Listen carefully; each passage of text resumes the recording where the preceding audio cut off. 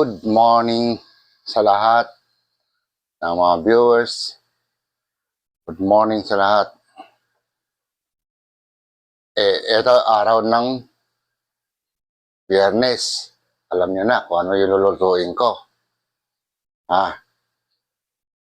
Pampaganda sa tuhod ng mga may edad. Sige, start na tayo. Kasi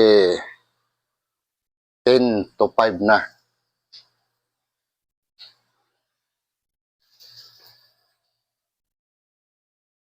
Yung guys, unahin na natin ang pag-init itong buto-buto.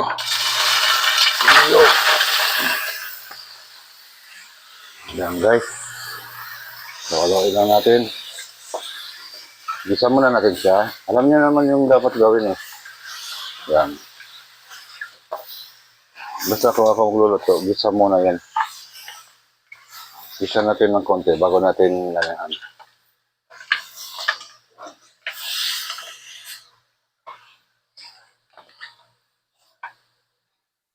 Yan na guys.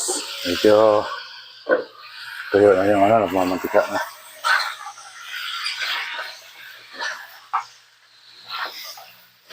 Dati, ang hinalo natin is laman sa taba. Ito, boto-boto naman. Pero may taba siya, may laman. Yan, isintabi muna natin siya. Bago natin siya, lagyan ng bawang. Yan guys. Igisa mo natin yung bawang hanggat umamoy.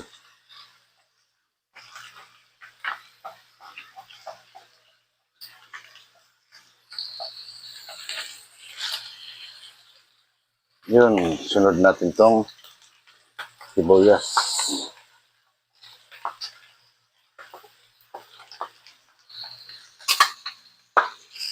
Meron pa.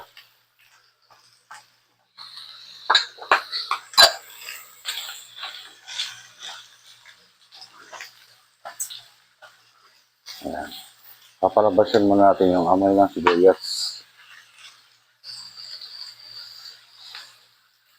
Yung guys, lumabas na. Sunod na natin itong kamatis. Yun. Para kompleto.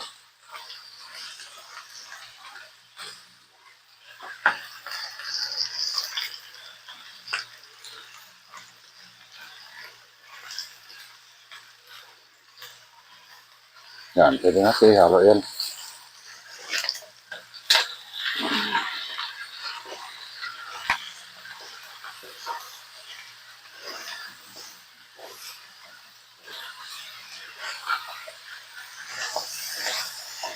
Halo-halo lang. Halo-halo. Yan. Kaya guys, alam niyo na kung anong susunod yan guys. Ang pangrayuma, ang munggo ng baya, ang paborito ng buong Pilipinas. Hindi ko masabing buong mundo kasi wala namang mapuronir na kumakain ng munggo. Kundi ang mga Pinoy lang. Yan guys. Isama na natin sa pag-isa itong munggo. Yan. Halo-halo lang natin.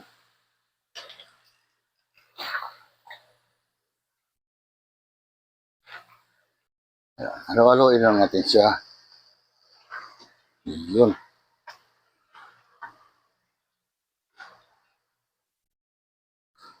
Pwede natin nalagyan siya ng tubig. Saan ba yung malaki-laking baso?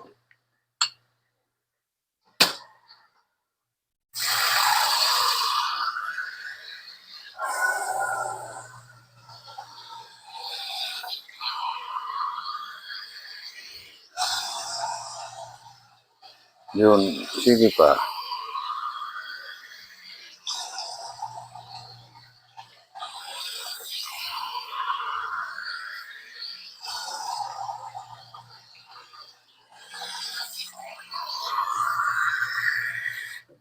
Tsaka na lang natin mamaya dagdagan ng sabaw kasi pag yan medyo naluto na, sumisip-sip yung munggo, wala, wala ng sabaw.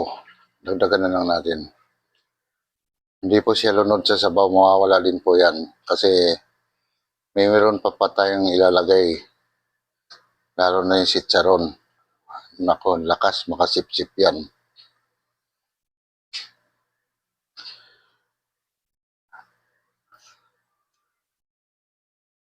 Ayan guys, pansamantalang takpan mo natin, pakuluan natin, pagkakulo, saka natin timplahan ng mga ingredients. Okay?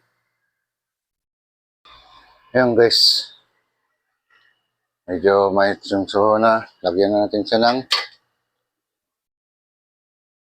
mga ingredients. Meron pala akong mga hinimay na pritong isda. Ayan, dagdag na rin natin yan.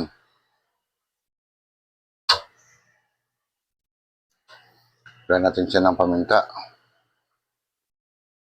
Ayan. Lagyan natin ng asin. Kontrol lang, kontrol. Baka umalat eh. Ang magic sarap. At ang pork cubes. Yun. Lawaloin muna natin siya para ma-mix yung mga ingredients natin. Yun.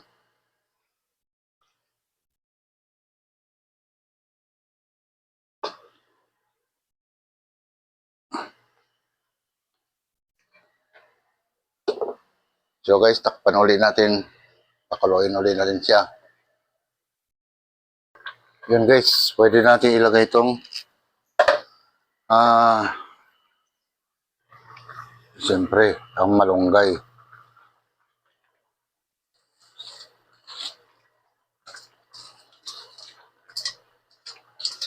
Gaya ng sinabi ko nung una, mas masarap pag ampalaya, dahon ng ampalaya.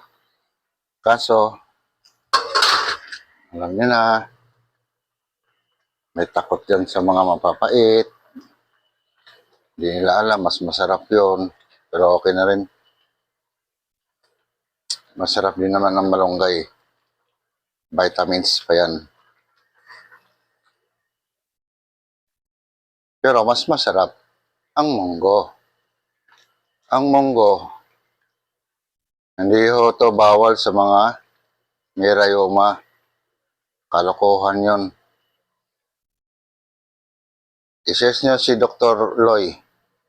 Siya mismo magpapatunay na ang munggo ay hindi bawal sa mga may rayoma. Pwede siyang kainin kahit may rayoma ka. Hindi ko pa naman na-try. Wala pa naman akong rayoma eh. Arthritis. Wala pa. Medyo good condition pa lang to.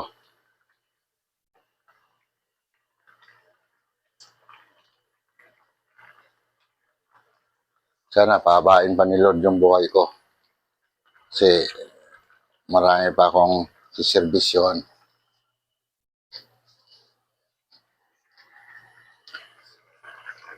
Yan guys, ang isusunod natin ay itong sitsaron. Yan. Dadamihan ko na para lahat masaya.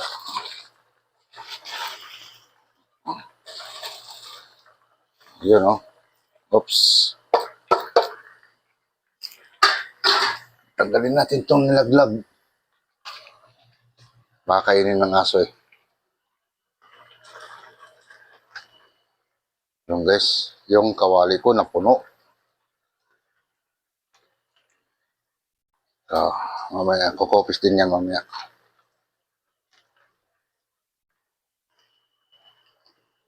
Napakasarap talaga pag may sitsaron. Yung kompletos ricados. Kompletuhin mo lahat na ricado. sinasabi ko sa'yo, baka yung paborito niyong kaining munggo, pati kaldero, taob. Tapos lalagyan mo ng ano to, yung sili. Hindi ko na nilagyan kasi alam niya na.